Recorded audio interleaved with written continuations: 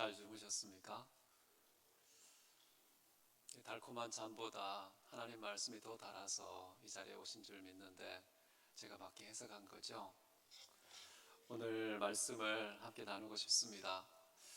하나님의 꿈, 우리의 비전이 되는 그런 새벽 시간 되시기를 바라는 마음으로 함께 살펴보고 싶은데요. 10절을 보시면은 하나님께서 예수 그리스도를 이 땅에 왜 보내셨는지, 왜 다시 부활하여 승천하서 하나님 보좌 우편으로 다시 돌아가셨는지, 내려오셨다가 올라가신 이유에 대해서 이렇게 말합니다. 만물을 충만하게 하려 하십니다. 굉장히 중요한 태제라고 할 수 있고요. 중요한 것은 어떻게 하면 하나님께서 만물을 충만하게 만드시는가, 이 궁금증을 우리가 풀어야 되겠는데요. 7절을 보시면 하나님의 방법이 나옵니다. 이 모든 만물의 충만함은 하나님께서 교회를 세우시고요. 교회를 세우시는 방식은 하나님께서 당신이 원하시는 종들을 세우셔서 섬기게 하시는 겁니다. 그렇게 해서 교회가 예수 그리스도로 충만하게 되게 하는 것. 특이하죠. 하나님께서 세우신 종들을 통해 교회를 예수님으로 충만하게 하고, 그렇게 함으로써 예수님은 만물을 충만하게 하신다라는 것. 이런 순서가 오늘 말씀의 가장 중요한 뼈대가 되겠습니다. 자, 하나님께서 7절에 보시면은 우리 각 사람에게 그리스도의 선물의 분량대로 은혜를 주셨다라고 나옵니다. 우리 각 사람이라는 표현을 썼습니다. 다르게 표현하면 한 사람도 예외 없이 하나님께서는 선물을 주셨다라는 거예요. 이 자리에 쓸모없는 사람 있습니까? 없습니까? 이 말씀에 의하면 하나님께서 우리 각 사람에게 단 한 사람도 예외 없이 하나님께서 선물의 분량을 은사로 주셨다라는 거예요. 그렇기 때문에 저는 교회 안에서 사람이 기능적으로 쓸모가 없어 보인다 할지라도 사회적인 기준을 따라서는 그 사람이 공동체에 아무런 기여도 못하는 것처럼 보인다고 할지라도 그분은 하나님께서 만드셨고요. 그에게 예수 그리스도의 선물을 분량대로 주신 분이다. 언제, 어떤 때에, 어떤 모양으로, 어떤 열매를 맺을지 아무도 모릅니다. 그런데 우리의 머리 대신 주님은 아시고 주님은 그분을 통하여서 반드시 하나님의 뜻을 이루십니다. 그렇기 때문에 우리는 다 서로 주님 앞에 종들 아닙니까? 종들이 주님, 우리 예수 그리스도, 우리의 주님의 종들을 함부로 평가하면 되겠습니까? 절대 그래서는 안 된다는 사실을 알 수가 있겠죠. 그래서 성경에도 보면 이런 말씀이 나옵니다. 사도 바울 같은 경우에는요, 나는 누구인가? 딴 사람이 나를 평가하는 거 좋아하지 않았는데요. 고린도전서 4장 3절을 보면 너희에 의해서나 다른 사람에 의해서나 판단받는 것이 내게는 매우 작은 일이라. 나도 나를 판단하지 않노라 라고 말해요. 사람들이 평가하는 기준과 잣대, 관점, 그것이 건강할까요? 객관적입니까? 그렇지 않잖아요.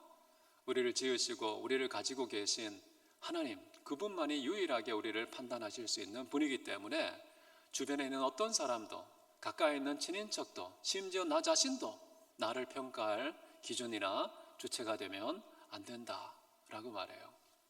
왜냐하면 나의 존재를 주님께서 주셨으니까요. 나의 됨됨이, 나의 역할과 기능, 이 모든 것을 다 주님께서 주셨기 때문에 우리는 모든 판단은 주님께만 맡겨야 한다라는 것이죠. 이렇게 하기가 참 쉽지가 않습니다. 나도 내가 싫을 때가 있지 않습니까?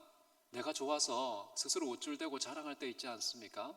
그런 모든 판단을 유보하고 정지하는 그런 태도를 취하면서 오로지 모든 것 주님께 맡기며 살아간다는 것, 굉장한 믿음이라고 생각하고요.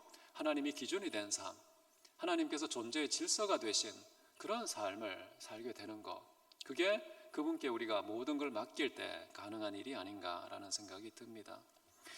하나님께서 우리에게 선물의 분량 주셨는데요, 때때로 불평하는 사람이 참 많습니다. 옆에 있는 친구는 이렇게 많은 걸, 이렇게 좋은 걸 이렇게 오랫동안 쓸 수 있도록 주셨는데 나에게는 코딱지만한 그런 은사를, 그것도 잠깐 있다가 빨리 소모되는 그런 선물을 나에게는 왜 주셨을까, 이렇게 불평하기 쉬운데요, 여기 보면은 그 은사를 주시는 주어가 누구십니까? 그리스도의 선물의 분량대로 주시는 분은 바로 하나님이시다 라는 것이죠. 하나님께서 우리에게 주셨기 때문에요, 불평하면 안 되는 겁니다. 어제도 말씀드린 것처럼 서로 비교하고 판단하고 우월감, 열등감 가지면 안 된다. 잠언 16장 11절 보시면요, 공평한 저울과 접시 저울은 여호와의 것이요 주머니 속의 저울추도 다 그가 지으신 것이니라. 우리 하나님만이 공평한 저울을 가지고 계시고요, 그걸 우리가 믿는다면 하나님께서 주어가 되셔서 우리 각 사람을 빚으시고 그 사람에게 은사와 달란트와 재능을 맡겨주셨을 때 얼마나 오래 맡길지 우리는 모르지만 하나님께서 당신의 가장 고귀한 뜻을 따라 우리에게 최고의 것을 최고의 길로 인도해 주신다라는 것을 우리가 신뢰하는 게 필요합니다. 불만을 가지는 순간 하나님의 공평한 처신에 대해서 이의를 제기하는 것이라고 볼 수가 있겠죠. 그렇기 때문에 믿음으로 우리가 받아들이는 게 좋다고 생각합니다. 하나님께서는 우리에게 어떤 평가를 내리실 때요, 은사의 종류에 근거해서 평가하지 않습니다. 은사의 크기, 은사의 유통기한, 그것에 근거해서 우리를 평가하지 않고요, 그 은사를 통해 얼마나 귀한 성령의 열매를 맺었는가, 이것을 보시고 착하고 충성된 종인지 악하고 게으른 종인지를 결정하시기 때문에 내가 뭘 가지고 있어, 이것이 절대 기준이 되어서는 안 되는 거예요. 하나님께서 우리에게 주신 은사는 중요한 것이요, 우리의 사적인 소유물이 아니라는 것을 아는 것이 굉장히 중요합니다. 하나님의 은사는 특이해요. 내가 주체가 되어서 내가 원하는 일을 위해 마음대로 사용하도록 주어진 것이 아니라는 겁니다. 주님께서 우리에게 주신 은사와 재능, 모든 달란트는요, 성령께서 우리에게 감동을 주시고 지혜를 주시고 권능을 주셔서 그분이 친히 손에 붙잡고 작동시키지 않으면 성령의 열매를 맺지 못하도록 주어진 선물이 하나님의 은사다라는 거예요. 그렇기 때문에 우리는 하나님께서 내게 주신 은사를 횡령하거나 용도를 변경하거나 악용하거나 남용하거나 그렇게 하지 말고 성령께 맡기시는 것이 가장 좋습니다. 그래서 주님께서 공급하시는 능력과 권능으로 주님의 일을 위해서 수고하고 애쓰는 그런 사람이 될 때 하나님께서 칭찬을 하시는 것이죠. 또 하나 우리가 하나님께서 선물을 주셨을 때 기억할 것은 한 사람에게 그리스도의 선물을 몽땅 그냥 몰빵으로 다 몰아주신 적이 없다는 겁니다. 각 사람에게 나눠주셨습니다. 이게 무슨 말일까요? 그리스도의 은사가 조각조각 각 사람에게 고유하게 다 흩어져 있다는 건데요, 그렇게 주신 이유가 뭔 줄 아십니까? 예수님께서 요한복음 17장에서 아버지께 기도한 게 두 가지입니다. 여기 계신 모든 하나님의 사람들 어떻게 하면 좋습니까? 첫 번째는 저들을 아버지의 말씀으로 거룩하게 하옵소서, 거룩함을 위해서 기도했고요, 두 번째는 그 거룩한 상태에서 저들이 우리가 하나인 것처럼 저들도 하나 되게 해주십시오. 거룩함과 하나됨, 이 두 가지가 예수님께서 떠나기 직전에 대제사장 기도라고 그러죠. 그 기도를 통해서 우리에게 허락하신 기도의 소원은 거룩함과 하나됨에 있는데요, 근데 예수님께서 이 땅에 오셨다가 올라가실 때에 우리에게 선물을 주셨다고 그랬잖아요. 근데 선물을 주실 때에 이 기도가 성취되는 방향을 따라서 우리에게 선물을 주셨다는 겁니다. 한 사람에게 줬으면 한 교회를 공동체를 세울 때에 영웅이 나타나고 그 사람이 모든 걸 다 해먹지 않겠어요? 근데 그렇게 하지 않고 각 사람에게 은혜의 조각들을 골고루 나눠주셔서 이 성도님들이 연합하여서 하나가 되지 않으면 공동체가 형성되지 못하도록 조각조각 각 사람에게 주셨다고 나옵니다. 예배가 없이 모든 사람에게 대체물이 없는 고유한 은사와 사명을 각자에게 맡기셔서 우리가 모이면 어떻게 되겠습니까? 연합하면 어떻게 되겠습니까? 예수 그리스도의 은혜의 선물들이 그 조각조각 뭉쳐져서 하나의 온전한 공동체를 이루고 온전한 사명을 이루도록, 연합하지 않으면 결코 맺을 수 없는 그 열매를 함께 할 때에 맺어지도록 은사도 이렇게 흩어서 나누셨다라는 사실. 그래서 교회에는요, 한 사람의 영웅이 필요하지 않습니다. 우리 모두가 다 하나님의 동역자들로서 서로가 서로에게 형제와 자매가 되면서 진짜 끈끈한 하나됨을 이루어야 비로소 하나님께서 우리 전체를 쓰신다라는 거 믿으시기 바랍니다. 교회의 각 지체들이요, 흩어지면 죽고 뭉치면 산다, 이런 마음으로 함께 연합해야 됩니다. 그럼 잠언 18장 1절에 보면 이런 말씀도 나옵니다. 무리에게서 스스로 나누이는 자는 어리석은 자요 온갖 참지혜를 배척하는 자다 라고 말해요. 우리가 연합하면 유익이 뭔 줄 아십니까? 나 혼자 있으면은요, 그 그리스도의 은혜의 선물 그 한 조각만 누리게 돼요. 그 한 조각조차 그 능력의 최대치를 누리는 것도 아니에요. 근데 연합하잖아요? 그럼 내가 그리스도의 은혜를 어떻게 누립니까? 내 것만 누리지 않고요, 옆에 있는 형제 자매들 그 은사들을 다 같이 공유해서 함께 누리게 되는 거예요.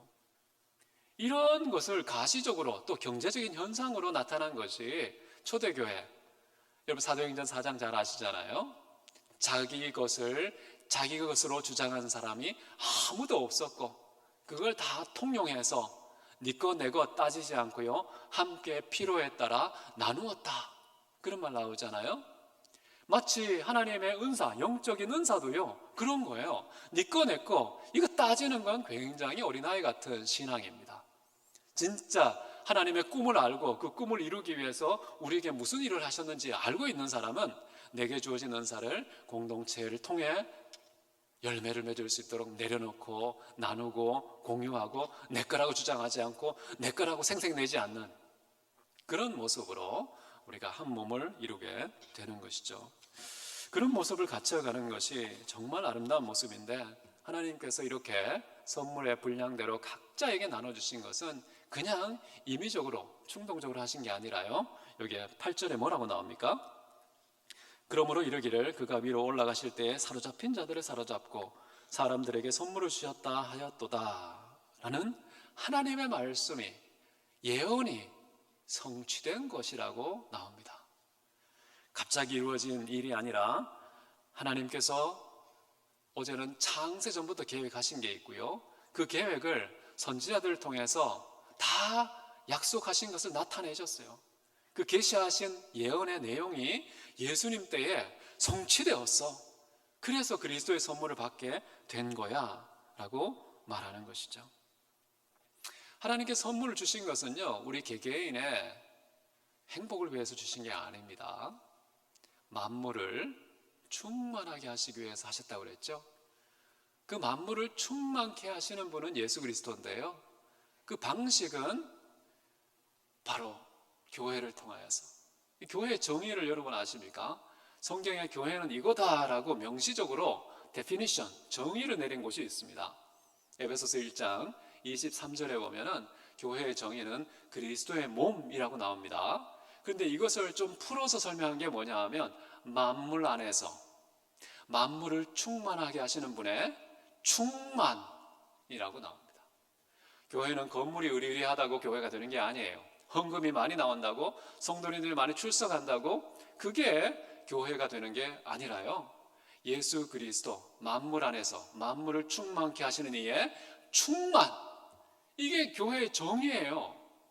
예수 그리스도로 충만하게 빵빵하게 가득 찬 상태가 될 때에 교회는 교회답게 된다는 거예요. 그렇게 하기 위해서 하나님께서 각자에게 그리스도의 선물을 주신 거예요. 그리스도를 주신 거나 마찬가지예요. 그러니까 각 사람이 그리스도로 충만하고 그것을 공동체에 선물하여서 공동체 전체가 그리스도의 몸을 이루는 것. 이 아름다운 공동체가 저는 하나님의 꿈이라고 생각을 하고 있습니다. 이를 위해서 하나님께서 사람들을 세우시 11절 보십시오. 그가 어떤 사람은 사도로, 어떤 사람은 선지자로, 어떤 사람은 복음 전하는 자로, 어떤 사람은 목사와 교사로 삼으셨다라고 나오죠.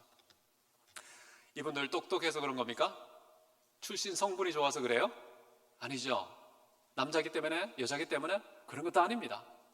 앞에서 말한 것처럼요, 하나님께서 각 사람에게 선물을 주셨고요, 그 선물을 활용할 수 있는 제도적인 위치가 바로 이 직분들이라는 겁니다. 중요한 포인트는 뭐냐 하면 직분이 한 사람만 갖고 있는 게 아니라는 거예요. 다수의 사람들이 직분을 가지고 하나님의 교회를 그리스도 예수의 충만으로 만들어가는, 세워가는 그런 연합을 해야 된다라는 게 핵심인데, 처음에 등장하는 사람들은 사도와 선지자라고 나오죠. 사도와 선지자가 하는 일은요, 교회의 토대를 세우는 역할을 합니다. 그 다음에 복음 전하는 자가 나오죠. 그 사람들은 교회를 확장하는 일을 합니다. 예루살렘과 온 유대와 사마리아와 땅끝까지 확장하는 역할을 하죠. 맨 끝에 나오는 목사와 교사는 어떤 사람들일까요? 그 교회의 질적인 건강, 성숙, 원숙함, 온전함을 이룰 수 있도록 끊임없이 말씀을 선포하고 가르치는 그런 책임을 지는 사람들이 바로 목사와 교사라는 것입니다. 모두가 다 협력해야 되지 않겠어요? 근데 중요한 것 중에 하나는요, 사도와 선지자는 우리가 임시직이라고 합니다.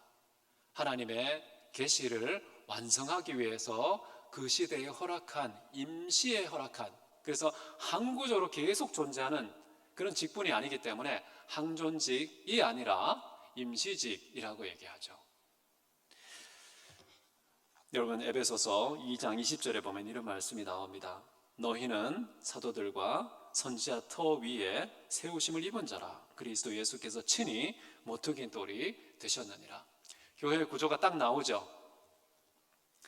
하나님께서 사도와 선지자들을요, 교회의 터로 삼으셨습니다. 터로 딱 삼고요, 그리고 그 위에 교회를 세우셨는데 모퉁이 돌은 예수님이에요. 예수님이 주인이시면서 예수님이 머리가 되시는 구조로 교회가 이루어져 있구나라는 것을 알 수 있습니다. 또 중요한 것은 에베소서 3장 5절에 보면 이런 말씀이 나옵니다. 이제 그의 거룩한 사도들과 선지자들에게 성령으로 나타내신 것 같이 다른 세대에서는 사람의 아들들에게 알리지 아니하셨으니, 하나님께서요, 선지자들에게 그리고 사도들에게 유일하게 그들에게만 성령으로 말씀하셔서 하늘의 계시를 알리셨다고 나와요. 그게 기록된 것이 성경 아닙니까? 그 성경이 교회의 터 아닙니까?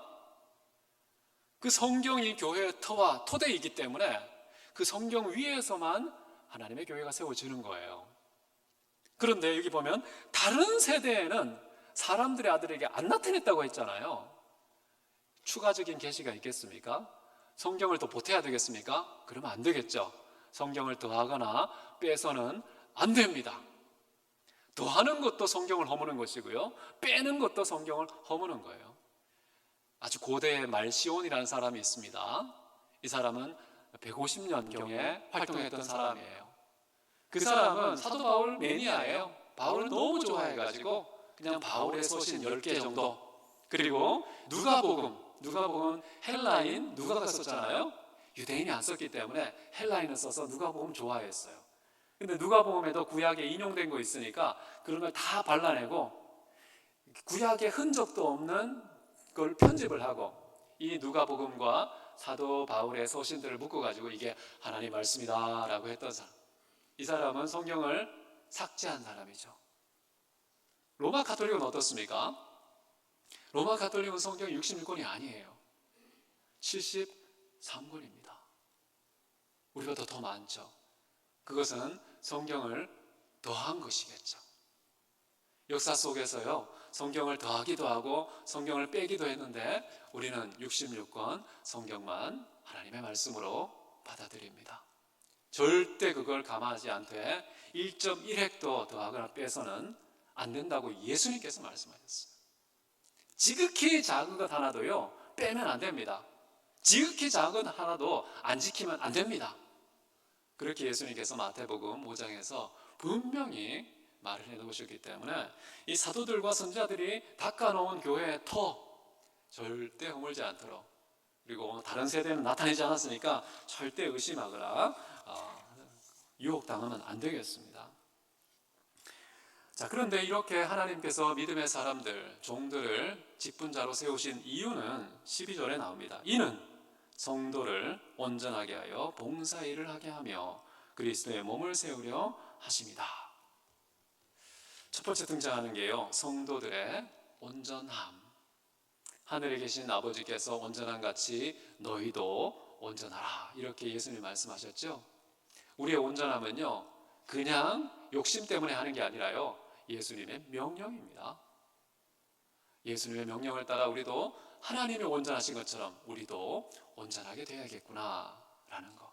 그런데 온전케 하는 방식이요, 하나님께서 당신의 직분자들을 세우셔서 그들을 통하여 온전하게 만들어 가신다라는 것이죠.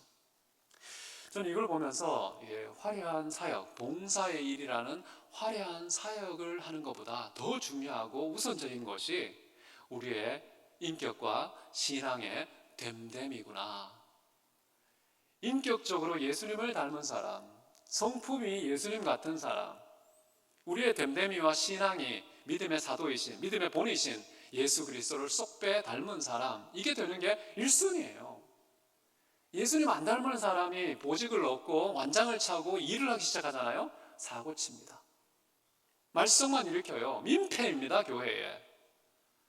우리가 예수 그리스도를 닮은 제자가 되는 게 얼마나 중요한지, 사람이 되는 게 먼저입니다. 근데 직분을 하면서 현장에서 막 굴리면서 사람을 온전하게 만드는 거, 이건 바람직하지 않은 것 같아요. 사람을 온전케 하고 그 다음에 뭘 해야 되느냐? 봉사일을 하게 해야 되는 것이죠.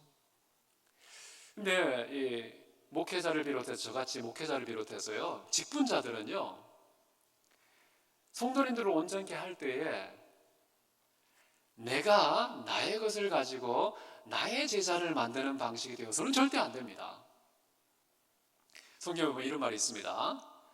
제자가 아무리 성장해봐야 스승과 같아지는 것이 최선이라고 나옵니다. 그런데 만약에 인간 직분자가 예수님을 가르치지 않고 나에게서 나의 것을 가지고 가르치면은 고작해야 성도님들이 어떻게 얻을만큼 온전해지겠어요? 나보다 더 좋아지지 않는다는 거예요. 나 닮은 사람을 만드는 거예요. 그래서는 안 되는 것이죠. 우리는 예수 그리스도의 중개자에 불과합니다. 예수 그리스도를 보여주고 들려주고 경험할 수 있도록 통로가 되는 역할을 맡았지, 우리는 감히 내 제자, 내 양, 내 교회, 이렇게 1인칭 단수 소유격을 붙일 수가 없습니다. 그래서 베드로에게도 말할 때에요, 너의 양을 먹이라 이렇게 했습니까? 아니죠. 내 양을 먹여라. 다 주님의 양입니다. 주님의 제자입니다. 주님의 교회입니다. 내 교회를 이 반석교회에 세우리라. 내 양을 먹여라. 너희는 내 제자다. 다 예수님이잖아요. 우리가 통로가 될 때요, 통로가 될 때에 성도님들은요, 예수님에게까지 자라가게 됩니다. 성도들을 온전케 할 때에 예수님 닮은 온전함이 비로소 생기는 비결은 내가 없어지고 통로가 될 때, 주님만 보여주고 들려줄 때. 왜냐하면 주님께서 우리에게 뭐 주셨습니까? 그리스도의 선물을 주셨잖아요. 그러면 그걸 나눠야죠. 그걸 공유하고 그것으로 섬겨야죠. 그렇게 할 때 비로소 온전하게 된다는 거 절대 잊으면 안 되겠습니다. 그 다음 두 번째가 바로 봉사의 일을 하는 것이라고 나오지 않습니까? 이 봉사의 일을 한다는 거, 잠언 20장 7절을 보면 이런 말씀이 나오는데요, 온전하게 행하는 자가 의인이라 그의 후손에게 복이 있으리라. 의인은요, 그냥 고매한 인격의 소유자가 아니에요. 뭐라고 나옵니까? 온전하게 행하는 자. 행하지 않는 자는요, 저는 의인이라고 속아서는 안 된다. 온전히 행함으로 검증이 된 사람이 진짜 의인이라고 인식을 해야 됩니다. 진짜 온전한 성도가 되면요, 잠잠할 수가 없어요. 반드시 온전한 행동이 빚어나오게 되어 있습니다. 자, 봉사의 일, 이 두 번째 단계인데요. 이 봉사의 일을 가만히 생각해 보면은 내가 왜 이렇게 월급도 안 받고 사회비도 없이 수고만 해야 돼? 직분자들은 불만이 생길 수가 있는 부분입니다. 그런데요, 이 봉사의 일이라는 거, 저는 섬김을 받을 때보다 섬길 때 훨씬 더 큰 성장과 훨씬 더 큰 복을 받는다고 생각해요. 주는 자가 받는 자보다 복된 것은요, 봉사에도 적용되는 말입니다. 우리는 섬김과 대접 받으려고 하죠. 그래야지 교회 나갈 맛이 나죠. 근데 그게 아니에요. 교회는 참 특이한 곳입니다. 땀 흘리고 수고하고 배려하고 나누고 섬기고 인정해주면 내 존재감이 성장해요. 내 인격이 자라납니다. 훨씬 더 풍성하고 온전한 믿음과 경건의 소유자가 된다는 거예요. 너무 신기하죠. 이게 하나님의 원리입니다. 하나님도요, 대접받기 위해서 이 땅에 오신 게 아니에요. 오히려 섬기려 하고 자기 생명조차 섬김의 수단으로 삼아 많은 사람들에게 영원한 생명을 나누어줘서 대속물이 되기 위해서 왔다고 나옵니다. 그 다음 세 번째가 뭡니까? 세 번째 보면 그리스도의 몸을 세우려 하십니다. 이것도 순서가 중요한 것 같아요. 우리의 인격과 신앙의 됨됨이가 먼저고 그 다음에 봉사일을 하게 되는데요, 이 봉사일을 다음에 비로소 하나님의 교회가 세워진다는 거, 이 순서가 얼마나 중요합니까? 이 봉사일이라는 것은요, 단순히 교회의 테두리 안에서의 섬김을 말하는 게 아닙니다. 당연히 여기서도 섬김 맞습니다. 그렇지만은 성경 전체 맥락에서 보면은 이 봉사일은 세상의 빛과 소금의 역할을 감당하는 것입니다. 가정에서 빛이 되고요, 직장에서 소금이 되고요, 내가 속한 모든 공동체마다 우리는 교회의 빛과 교회의 소금이 아니라 세상의 빛과 세상의 소금이다. 그래서 봉사일이라는 것이 얼마나 중요합니까? 성경에 보면 구약에요, 6일 동안 너희는 힘써서 일하라고 나옵니다. 6일 동안 어디 있습니까? 가정에서 있잖아요. 6일 동안 직장에서 있잖아요. 이 모든 삶의 현장에서요, 피땀 흘려서 힘써 일하라. 그렇게 해서 빛이 되고 소금이 되어서 예수 그리스도를 보여주고 들려주고 맛보게 해주는 그런 증인이 되라고 하지 않습니까? 진짜 봉사일은요, 이런 거예요. 이런 단계를 거쳐서 비로소 예수 그리스도의 거대한 몸, 우주교회, 보편교회가 세워지는 것입니다. 오늘날 한국교회를 보면 좀 안타깝죠. 교회를 보면서 세상이 걱정하는 시대가 됐습니다. 무슨 싸움이 일어나면 교회인 줄 아냐고 막 따집니다. 교회가 어쩌다가 이렇게 사회의 흉물이 돼버렸습니까? 이 사회에 존재하는 것이 민폐처럼 느껴져서 부끄러울 때가 참 많아요. 근데 세상으로부터 칭찬과 존경받아야 되지 않나요? 야, 교회 가니까 뭐 다르다. 눈부셔서 그 빛을 감당하지 못하겠고 썩어 부패하는 이 세상에서 썩지 않게 하는 소금의 역할, 교회에 가면 확인할 수 있다고. 이렇게 서로 권면하고 칭찬하고 존경하고 높여주는, 그렇게 될 때에 교회의 머리 대신 예수님이 높아지시는 거 아니에요? 진짜 그리스도의 몸이 세워지는 것은요, 우리가 종교인처럼 종교 공동체를 만들어서 똘똘 뭉쳐서 우리가 이기적인 집단이 되는 것이 아니라요, 교회 때문에 세상에 살맛이 나고 교회 때문에 세상이 그 캄캄한 어둠이 거두어져서 환한 빛으로 모든 사람이 기뻐하게 되는 그런 원인을 제공하는 곳이 교회여야 한다. 그래서 이 굉장히 중요한 겁니다. 우리가 어떻게 되어야 되는가. 13절 한번 보십시오. 이제 가장 중요한 것은 성도님들이 온전하게 되고 그 다음에 봉사일을 하고 그리스도의 몸이 세워지는 것인데요, 첫 번째 단추가 잘 끼워지면 나머지는 자동입니다. 첫 번째 단추가 뭐라고요? 온전한 성도가 되는 거. 그래서 13절에서는요 그걸 디테일하게 설명해 줍니다. 성도는 어떻게 온전하게 되지? 그 질문을 갖고 13절 보십시오. 우리가 다 하나님의 아들을 믿는 것과 아는 일에 하나가 되어 온전한 사람을 이루어 그리스도의 장성한 분량이 충만한 데까지 이르리니. 여기 정말 중요한 게 나오죠, 그죠? 믿는 것과 아는 것에 하나가 되어야 온전한 사람이 된다는 말이 나오죠. 근데 뭘 믿으면 되겠습니까? 뭘 알면 되겠습니까? 하나님의 아들. 여러분, 구약 성경 전체가 누구를 가리켜 기록된 책입니까? 예수 그리스도를 가리켜 기록된 책이죠. 그 예수님은 도대체 그럼 누구냐 했을 때 그것을 증명한 사람들이 사도들이에요. 그래서 신약 성경 전체는요, 너희는 나를 누구라 하느냐 이 질문에 대한 답안지를 각 사도들이 작성한 거예요. 요한복음이 작성한 게 요한이 작성한 게 요한복음이죠. 요한복음은 왜 썼습니까? 20장에 보면은 그 이유를 밝힙니다. 그리스도는, 예수님은 그리스도이시고 하나님의 아들이심을 증명을 하여서 그것을 믿고 모든 사람들이 구원을 받게 하려 합니다. 영원한 생명을 누리게 합니다. 목적이 뭐냐 하면요, 예수님은 누구시냐에 대한 답안지를 작성했다는 거예요. 그는 그리스도시고요, 하나님의 아들이라고 말합니다. 이 신앙 고백을 제일 먼저 한 사람 누구였죠? 베드로였잖아요. 마태복음 16장에 보면은 베드로가 답변을 했어요. 그러니까 바요나 시몬아 네가 복이 있도다 라고 말하면서 이거 네 입에서 나온 거 아니야. 하늘에 계신 아버지께서 너로 하여금 알게 하신 거다. 그런데요, 베드로는 좀 성격이 급합니다. 근데 요한은요, 굉장히 섬세한 성격의 소유자예요. 그러니까 입술에서 처음으로 고백이 나온 사람은 베드로지만 그 고백이 베드로 자신의 것이 아니라 하늘의 아버지께서 깨닫게 해줬다는 말을 정확하게 듣고 요한은요, 21 챕터로 구성된 가장 두꺼운 복음서를 썼어요. 가장 두꺼운 복음서로 고백을 한 게 아니라 증명을 했어요.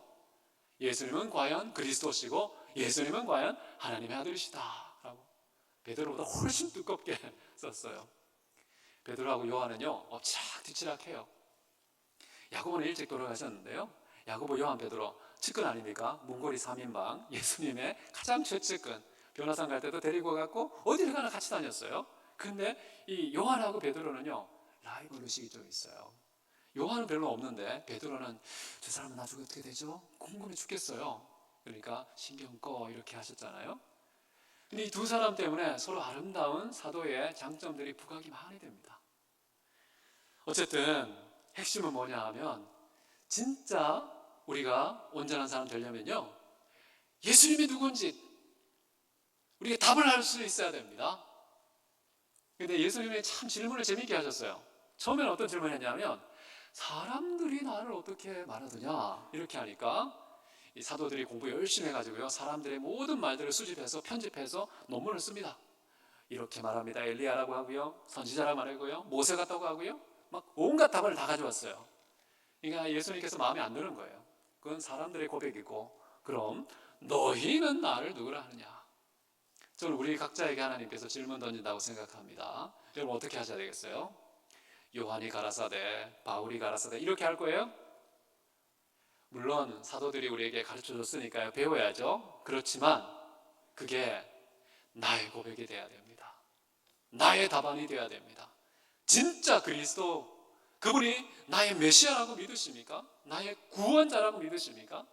그분은 단순한 사람이 아니라 하늘의 아들이시라는 걸 믿으십니까? 그 믿음을 우리가 꼭 붙잡고 있어야 되는데요, 단순히 믿기만 하면 됩니까? 이게 뭐라고 나오죠? 믿는 것과 아는 것. 저는 어떤 성도님들 만나보면요, 예수님 믿습니다 하는데요, 예수님 누구신데? 그러면 답변을 못해요. 믿기만 하고 아는 게 없어요. 근데 어떤 똑똑한 학자들은요, 예수님 믿지를 않아요. 그런데 빠삭하게 알아요. 역사적 예수는 말이야 이러이러한 사람, 누구의 자식, 혈통 쫙 깨고 있어요. 근데 진짜 온전한 사람은 누굽니까? 믿는 것과 아는 일이 하나가 돼야 됩니다. 하나도 빠뜨리면 안 되는 겁니다. 또 순서도 중요해요. 뭐가 먼저입니까? 믿는 거. 믿는 게 먼저예요. 아는 게 먼저가 되면 위험합니다. 항상 신앙이 먼저고 이성은 나중이다. 그래서 이 신앙이 가장 중요하고요, 그 다음에 이성은요, 이 신앙의 시녀라는 표현입니다. 시녀. 이게 학문적으로 표현하면요, 신학은 하나님 자신을 믿고 아는 것인데, 이성의 학문인 철학은 신학의 시녀다. 그래서 신학은 학문의 여왕이다. King of Sciences라고 얘기합니다. 이거 얘기하면 또 다른 학문 전공하신 분들은 막 화를 내십니다. 다 중요합니다. 근데 하나님 자신을 아는 게 가장 중요하기 때문에 중세 때 대학이 세워질 때는요, 맨 꼭대기에 신학이 있었고요. 그 다음에 뭐가 있었습니까? 법학이 있었고요. 그 다음에요, 의학이 있었습니다. 그래서 영혼에 대한 것은 신학, 그 다음에 정신에 대한 것은 법학, 신체에 대한 것은 의학. 그래서 몸과 혼과 영혼이 그리스도 앞에서 온전하게 되기 위해서 이런 세 개의 학부, 신학부, 법학부, 의학부가 하나의 유니버시티, 우주를 연구하는, 하나의 소우주를 연구하는 그런 대학, 종합 대학이 되는 것이죠. 근데 신학부가 사실상 그때부터 맨 위에 있었다는 건 역사적인 사실이기 때문에 다른 전공자분들 열받지 마시고 화내지 마십시오. 그냥 각자 하나님 주신 은사를 따라서 거기에서 열심히 주님 나타내면 되시는 거겠죠. 자, 어쨌든 여기 보면 믿는 것과 아는 것이 하나 되는데, 중요한 것은요, 혼자만 믿고 혼자만 하면 됩니까? 여기 보면 우리가 다라는 말이 다, 우리가 온전한 사람 되려면요, 모두가 다 믿는 것과 모두가 다 아는 것에 하나가 되어야 된다. 그러니까 혹시 성도님들 중에 믿음이 약한 사람이 있으면 어떻게 해야 되겠습니까? 우리 믿음이 강한 자는 믿음이 약한 자의 약점을 담당해야 된다, 이렇게 나오죠. 그게 로마서 15장에 잘 나와 있지 않습니까? 강한 사람은요, 그냥 자랑하라고 강함을 주신 게 아니에요. 하나님께서 강한 믿음 주셨을 때는요, 연약한 믿음의 소유자들을 돌보고 사랑하고 책임지라고 좀 더 맡겨놓으신 겁니다. 다른 은사와 재능도 마찬가지겠죠. 모두가 다 함께하는 게 중요하다. 또 하나 포인트는 뭐냐 하면요, 우리라는 복수가요, 여기에 온전한 사람을 이룬다는 말, 온전한 사람은 단수예요. 온전한 사람들이 아니에요. 이게 왜 중요합니까? 이 대목에서 이제 하나님의 꿈 이야기를 하게 되는데요, 하나님께서 태초에 사람을 만드실 때 누구를 만드셨습니까? 아담과 하와를 만들었잖아요. 그런데 신기하게도 사람을 만드셨다고 표현하면서 그 사람을 단수로 표현합니다. 태초에 하나님께서 당시의 형상과 모양을 따라서 사람을 만드시되 남자와 여자로 만드셨다, 이렇게 나와 있어요. 남자도 사람 아니에요? 여자도 사람 아닙니까? 그러면 남자 여자로 만들었으면 사람들을 만든 거 아니에요? 그렇게 표현하지 않고요, 사람을 만드셨다고 나요. 그러면서 나중에는 뭐라 합니까? 남녀가 한 몸을 이룬다는 얘기를 하잖아요. 참 신기합니다. 우리 인간은요, 공동체적 자로 만드셨다는 게 굉장히 중요합니다. 하나님의 꿈은요, 한 사람 만드신 게 아니에요. 혼자 있으면 독처하는 것이 보기 좋지 못하다고 그랬어요. 그래서 짝꿍을 만들어서 공동체로 만들으셨는데, 인간이 죄로 말미암아서 깨뜨려 버렸어요. 처음에는 내 뼈 중에 뼈, 살 중에 살, 분리할 수 없는 그런 한 몸을 만드셨는데, 인간이 죄를 지니까요, 뼈 중에 뼈, 살 중에 살이라는 그 고백이 아직 잉크도 마르지 않은데, 아직 온도가 따뜻한 그 상황에서 저 여자라고 해서 하나님이 주신 저 여자 때문에 내가 죄졌다고 핑계대고 책임을 전가하고 쫙쫙 갈라지는 공동체가 아니라 찢어지고 분리하는 이런 문제가 생겼어요. 하나님 가만두시겠습니까? 하나님의 꿈은요, 당신이 친히 이루십니다. 그래서 태초에 만드신 이 아름다운 공동체, 에덴 공동체, 그걸 포기하지 않으시고 예수 그리스도를 이 땅에 보내셔서 한 사람을 구원한 게 아니라요, 각 지체들을, 예수님의 지체들을 다 모아서 우리 모두가 온전한 사람, 이 공동체적 자아를 만들기를 원하셔서 그 아들을 믿는 것과 아는 것에 하나가 되는 방식으로 한 새 사람을 만드시는 거예요. 성경에 보면 나와요. 한 새 사람. 한이라는 표현이 들어가 있어요. 여러분 한번 옆에 한번 보십시오. 옆에 있는 사람이요, 다 나입니다. 믿으십니까? 우리는 이렇게 막 나와 너가 이렇게 분리가 되어 있잖아요. 성경은 그게 아니에요. 태초의 공동체를 표현한 최초의 고백이 그거잖아요. 너는 내 뼈 중에 사요, 뼈 중에 뼈요, 살 중에 살이라는 고백이 맞잖아요. 어떻게 남입니까? 나보다 더 소중하지. 나는 뼈라면 저는 뼈 중에 뼈예요. 내가 살이면 상대방은 살 중에 살이에요. 나보다 너를 더 사랑하는 공동체가 태초의 공동체였어요. 예수님께서 이 땅에 오셔서 자기 자신보다 우리를 더 사랑했기 때문에 어떻게 했습니까? 너희는 진짜 내 뼈 중에 뼈, 살 중에 살이라고 생각하시면서 당신의 생명과 뼈를 다 포기하지 않았어요? 그렇기 때문에 다시 태초의 공동체가 회복이 되고 어쩌면 더 아름다운 공동체가 됐습니다. 왜? 예수님 모퉁이 돌이 되셨으니까. 예수님 머리가 되셨으니까. 그때는 예수님 머리 아니었어요.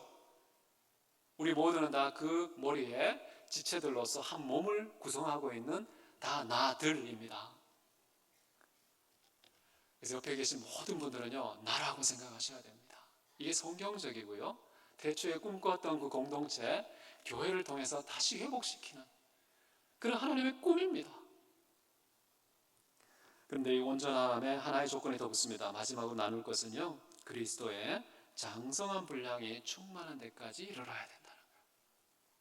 나 예수님 믿어 잘 알아. 그거 아니에요. 거기서 끝이면 안 됩니다. 이 장성한 분량이라는 게 뭘까요?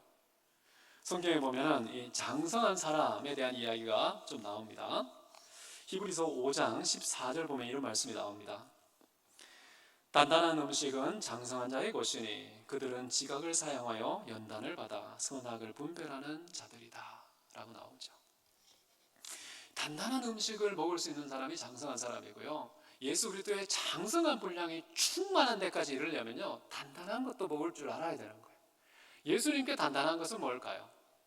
이 땅엔 관원들, 석학들도 알지 못하는 천상의 지혜와 지식을 마구 쏟아내는 예수님의 설교였습니까? 그거 멋지잖아요. 우리가 다 본받고 싶죠? 그거 단단한 거 아니에요. 기적, 예수님께서는 눈 봉사도 눈 뜨게 하시고 안전뱅이 일으켜 세우시고 죽은 자도 살리시는 놀라운 기적의 소유자 아닙니까? 그것도요, 우리가 모두 흠모하지만 단단한 거 아니에요. 진짜 그리스도의 장성한 분량은 뭔 줄 아십니까? 예수님의 죽으심입니다. 그래서 사도 바울은요, 빌립보서 3장에서 이런 고백을 하죠. 내가 어찌하든지 이것만큼은 본받기를 원한다 라고 고백한 게 있어요. 그 장성한 분량의 충만함을 내가 얻어야겠어. 이것은 내가 꼭 본받아야 돼 라고 딱 하나 원픽한 게 있습니다. 그게 바로 그리스도의 지혜도 아니고 기적을 행하는 능력도 아니고요, 그리스도의 죽으심을 본받아 어찌하든지 죽음 가운데에서 부활에 이르기를 원한다. 여러분은 다 엘리야가 되고 싶잖아요. 죽음을 맛보지 않고 그냥 이렇게 불병거 타고 하늘로 올라가고 싶잖아요. 에녹처럼 하나님과 한 365년 정도 같이 살다가 동행하시다가 죽음을 맛보지 않고 하늘에 들리면 좋잖아요. 사도 바울은 그런 기도 제목 없어요. 저는 젊을 때인데도요, 그 기도 많이 했습니다. 엘리야처럼 에녹처럼 이랬는데요, 바울을 보고 나니까요, 기도가 싹 바뀝니다. 주님, 저도요 바울처럼 죽음 가운데에서 부활에 이르기를 원합니다. 죽음 맛보지 않고 건너뛰기를 원합니다. 그런 기도하지 않고 예수님이 죽으셨다가 부활하셨으니까 예수님 따라쟁이, 예수님 본받고 싶어서 죽음 가운데 예수님처럼 부활에 이르기 원합니다. 이걸 마음에 소원하는, 예수님을 얼마나 사랑하면 죽음의 강도 건너겠다고 이런 말을 합니까? 이게 진짜 장성한 분량이 충만한 온전한 사람의 모습이다. 사도 바울이 이렇게 교회에 편지를 쓰면서요, 자기도 하지 못하는 거 하기 싫은가 말하겠습니까? 아니에요. 사도 바울이 하나님의 꿈이 뭔지 알았어요. 한 사람이 아니라 우리 모두가 다 온전한 사람이 되는 거였다. 근데 그게 온전한 사람의 궁극적인 모델은 예수 그리스도이기 때문에 그 그리스도의 충만한 분량이 가득 채워지는 게 그게 진짜 온전한 사람이다 라는 것이죠. 여러분, 이 새벽에 우리가 함께 기도하기를 원합니다. 어떤 기도하면 좋겠습니까? 주님, 저 잘 먹고 잘 살게 해주세요. 건강하게 해주세요. 높은 자리, 높은 권력, 오래오래 사는 게 아니라요, 온전한 사람 되게 해주십시오. 예수 그리스도를 믿고 아는 일에 하나가 되게 해주십시오. 예수 그리스도의 그 죽으심을 본받아서 예수님이 살아가신 그 모든 발자취 하나도 생략하지 않고 꼼꼼하게 꾹꾹 눌러서 밟고 지나가는 예수님 따라쟁이 되게 해주십시오. 이렇게 기도하면 참 좋겠습니다. 이 시간 함께 눈 감고 기도하길 원합니다. 하나님, 우리에게 선물을 주신 거 감사합니다. 그 선물을 나의 유익을 위해서 사사로이 사용하지 않게 하시고 교회 공동체를 위해서 쓰게 하여 주시옵소서. 주변에 있는 모든 성도님들 한 분 한 분 쓸모없는 사람이 아무도 없고 하나님께서 각자에게 선물을 주셨고 각자에게 고유한 사명을 맡기셨습니다. 이 모든 은사와 사명의 조각조각들이 다 같이 모여서 하나님의 꿈을 이루어드리는 대림 공동체 되게 해주십시오. 예수 그리스도만 머리가 되시고 예수 그리스도만 우리 성도님 전체를 통해서 나타나고 증거되게 하옵소서. 이 기도 제목 가지고 다 같이 우리 하나님께 기도하도록 하겠습니다.